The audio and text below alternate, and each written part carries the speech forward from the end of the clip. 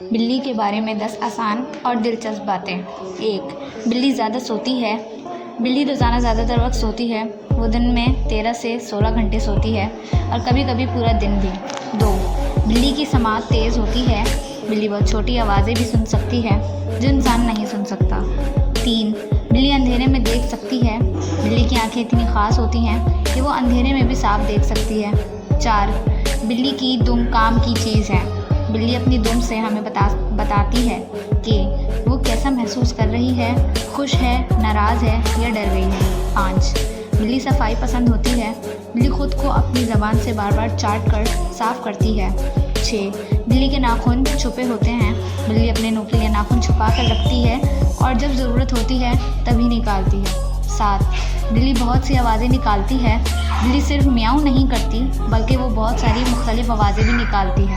8. بلی کا دل تیزی سے دھڑکتا ہے۔ بلی کا دل 1 منٹ میں 140 سے 220 بار دھڑکتا ہے جو انسان سے تیز ہوتا ہے۔ 9. بلی کو اپنا راستہ یاد ہوتا ہے۔ بلی اپنے گھر کا راستہ اچھی طرح یاد رکھتی ہے چاہے وہ کہیں بھی چلی جائے۔ 10. بلی اپنے مالک کو پہچانتی ہے۔ بلی اپنے مالک کی آواز، چہرہ اور خوشبو سے پہچانتی ہے اور اپنے انداز میں پیار بھی کرتی ہے۔